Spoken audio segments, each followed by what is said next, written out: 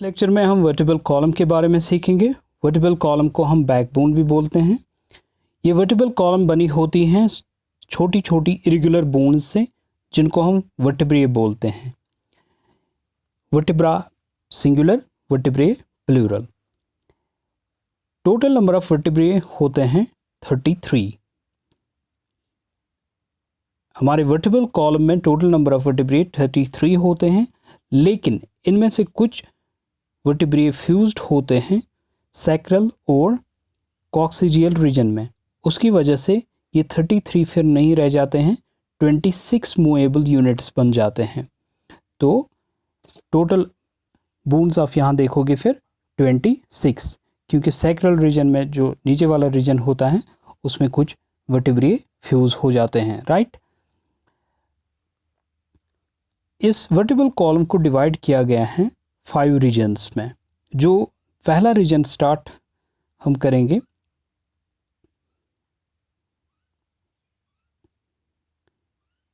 यह है school. School के बाद जो पहला रीजन आता है वर्टिब्रल कॉलम का, उसको हम बोलते हैं cervical region. Okay, cervical region में 7 वर्टिब्रे होते हैं। सर्विकल रीजन में 7 वर्टिब्रे होते हैं। जो पहला वर्टिब्रा होता है उसको हम एटलस बोलते हैं, और जो दूसरा होता है उसको हम एक्सीज बोलते हैं, राइट। उसके बाद आप देखोगे थोरेसिक रीजन।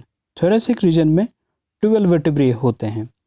ये T1, T2, T3, T4 से लेके T12 तक होते हैं।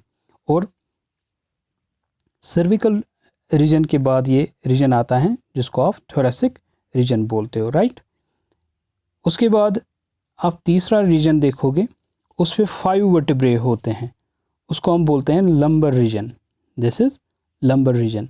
इसमें L1, L2, L3, L4, L5, तो 5 वर्टिब्रे इसमें दिखेंगे आपको। तो आपने देखा पहले सर्विकल रीजन में 7, थोरेसिक रीजन में 12 और लंबर रीजन में 5। अब हम देखते हैं इसका लास्ट रीजन, जो सैक्रम और कॉक्सिक्स से बनता है। तो इस रीजन में आप देखोगे सैक्रम जो है ये 4 to 5 बोन्स का बना होता है, 4 to 5 वर्टिब्रे का बना होता है, जो आपस में फ्यूज़ होके एक ही यूनिट बनाते हैं। तो उस यूनिट को आप बोलते हो सैक्रम। इसी तरह 3 to 5 बोन्स 3 to 5 वर्टिब्रे आपस में फ्यूज़ होके बनाते हैं दूसरा यूनिट, जिसको आप बोलते हो कॉक्सेक्स। तो सैक्रम भी फ्यूज्ड बोन्स का है और कॉक्सेक्स भी फ्यूज्ड वर्टिब्रे का है।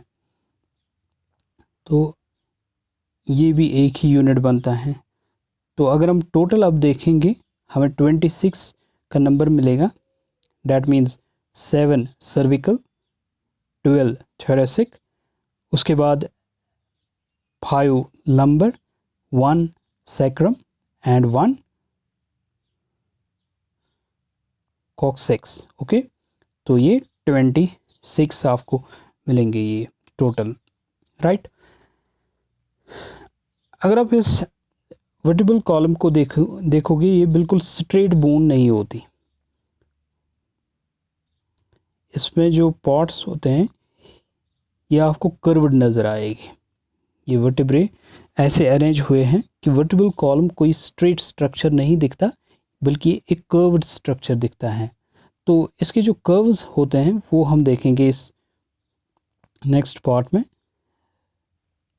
देखिए, ये इसका एंटीरियर रीजन हो गया, या वो फ्रंट रीजन जहाँ की ओर फेस होता है हमारा, राइट। ये हो गया बैक रीजन या पोस्टीरियर रीजन जहाँ की ओर हमारा बैक होता है, राइट। अब देखिए, जो पहला रीजन है इसका सर्विकल रीजन। सर्विकल रीजन में आप देखोगे कि थोड़ा कॉन्वेक्स होता है। जब हम यहाँ से देखते हैं ये कॉन्वेक्स। अगर आप थोरेसिक रीजन में यहाँ से जब देखोगे ये कनकेव दिखेगा। तो इसको हम बोलते हैं सर्विकल कर्व, इसको बोलते हैं थोरेसिक कर्व। इसी तरह आप यहाँ देखोगे लंबर रीजन में और इस पेल्विक रीजन में। लंबर रीजन में जब आप यहाँ से देखते हो दिस इज कॉन्वेक्स, और जब आप यहाँ से देखते हो इस रीजन में सैक्रम और कॉक्सेक्स यहाँ हैं, इट इज़ पैल्विक कर्व, तो ये ऐसे होता है, राइट, इट इज़ कनकेव। तो आपने याद रखा कि पहले सर्विकल रीजन में कॉन्वेक्स, थोरेसिक रीजन में कनकेव, लंबर रीजन में फिर कॉन्वेक्स और पैल्विक रीजन में फिर कनकेव, राइट। अब हम आते हैं जनरल स्ट्रक्चर ऑफ वर्टिब्रे पर। एक वर्टिब्रा का या एक वर्टिब्रा का हम जनरल स्ट्रक्चर देखेंगे ताकि हमें समझ आ जाए ये कैसे प्रोटेक्ट करता है हमारे स्पाइनल कॉर्ड को।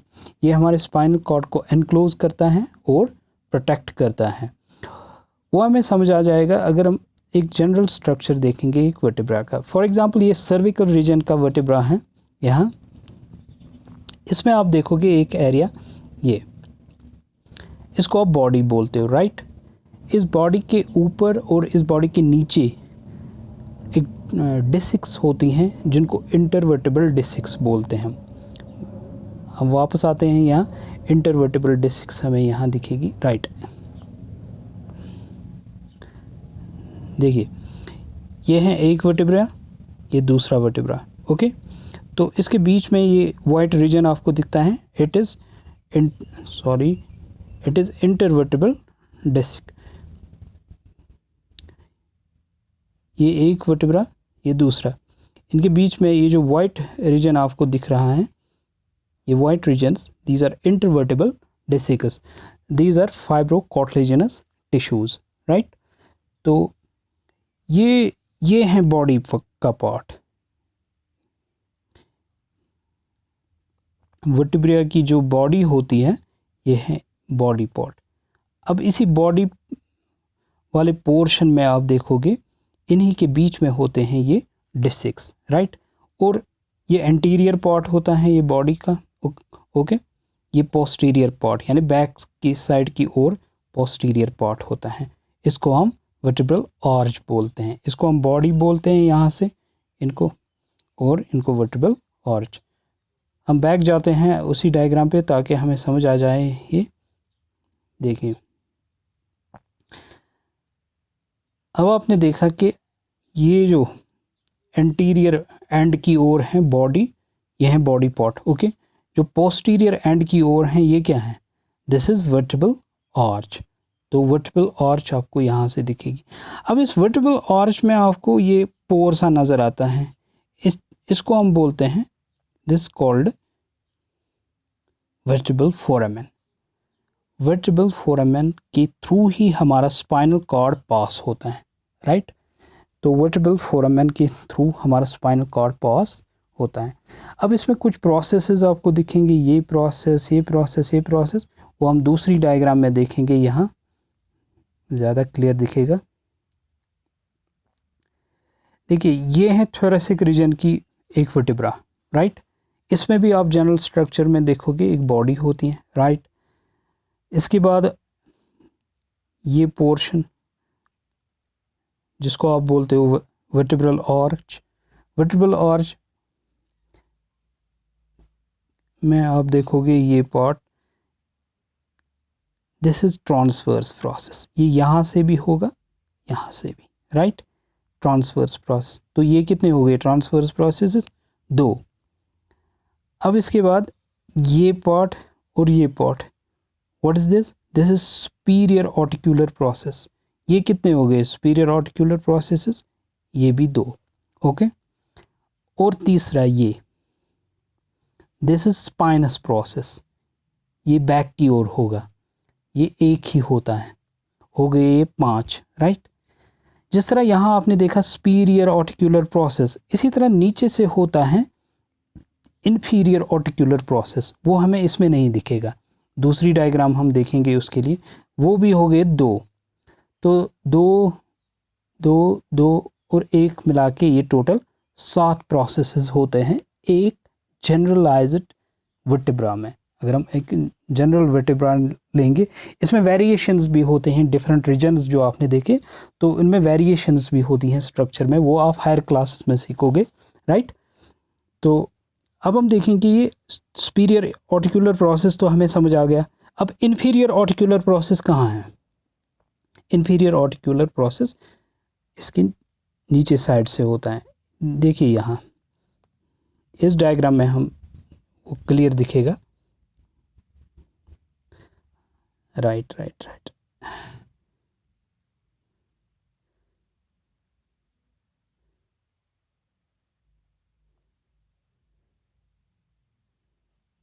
अब देखिए this is T2 to T8। तो ये एक जनरल थोरेसिक वर्टिब्रा है। ओके, T2 से लेके T8 तक ये ऐसे ही दिखेंगे सभी के सभी। राइट, ये क्या है इसका, दिस इज बॉडी। राइट, ये पोर्शन जो आपको दिखेगा यहाँ, it is superior articular process. लेकिन ये दो होते हैं, एक तो हो गया ये, दूसरा ये। अब ठीक इन्हीं के नीचे यहाँ देखिए अपोजिट साइड में ये क्या है, ये इन्फीरियर ऑर्टिकुलर प्रोसेस है और इसका दूसरा इन्फीरियर ऑर्टिकुलर प्रोसेस वहाँ से दिखेगा।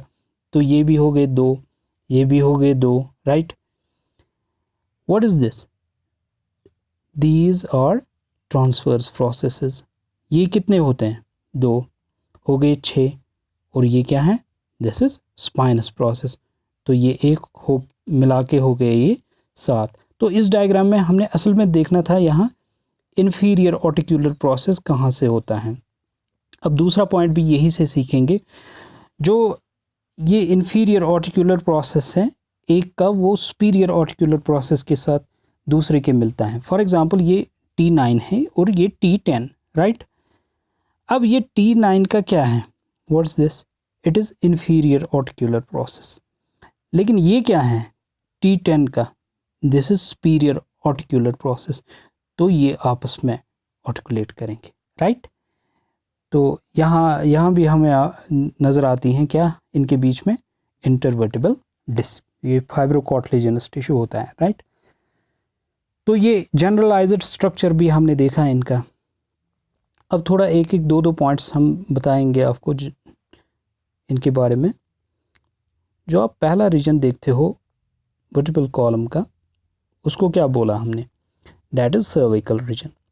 उसमें जो पहला वर्टिब्रा है दैट्स कॉल्ड एटलस। राइट, तो ये एटलस दिखाया है इसने यहाँ, दिस इज एटलस। ओके, दूसरा रीजन कौन सा है, दूसरा वर्टिब्रा कौन सा है, एक्सीज। तो ये इसने एक्सीज यहाँ दिखाया है, ये this is axis one, this part is, ये एक्सीज का पॉट है। तो एटलस और एक्सीज इसने दिखाए हैं। अब इसी डायग्राम में हम देखेंगे ये जो पॉट्स हमें दिख रहे हैं यहाँ, दीज आर सुपीरियर ऑर्टिकुलर फैसेट्स। ये किसके हैं, ये एटलस के हैं। और ये आर्टिकुलेट करते हैं, ये दो पॉट्स आर्टिकुलेट करते हैं, ऐसे दिखाऊंगा मैं। ये जो दो आपको दिख रहे हैं सुपीरियर ऑर्टिकुलर प्रोसेसेस, ये किसके साथ आर्टिकुलेट करते हैं, ये ऑक्सिपिटल कॉन्डाइल के साथ आर्टिकुलेट करते हैं। हमने स्कल में सीखा है एक बोन होती है occipital bone. Right, occipital bone में दो प्रोसेसेस होते हैं, ये स्कल में होते हैं, ऑक्सिपिटल बोन लोअर साइड से होगी। तो ये दो प्रोसेसेस ऑक्सिपिटल कॉन्डाइल कहलाते हैं और वही फिट हो जाते हैं किन में, इन दो सुपीरियर ऑर्टिकुलर फैसेट्स में।